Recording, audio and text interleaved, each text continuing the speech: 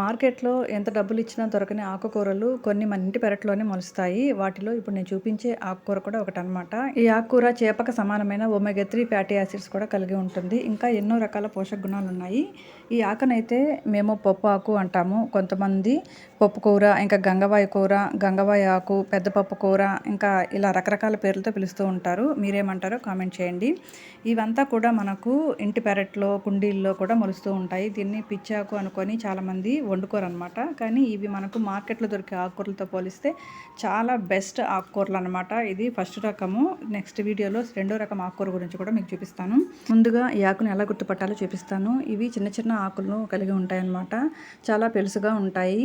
ఇవి చిన్న చిన్న పసుపు రంగు పూలను పూస్తాయన్నమాట. మొగ్గలుగా కూడా కనిపిస్తూ ఉంటాయి.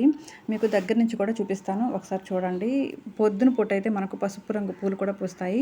ఈ ఆకును తుచ్చినప్పుడు నీళ్ళలాగా వస్తాయన్నమాట. ఇదే మనకు గుర్తు, ఇది పప్పు కూర అనేసి. చూడ్డానికి ఇలాగే ఉండే ఇంకో ఆకు కూడా ఉంటుంది. దాన్ని తుంచినప్పుడు పాలు వస్తాయి. సో అది మంచి ఆకుకూర కాదు, అలాంటి ఆకును తినకూడదు.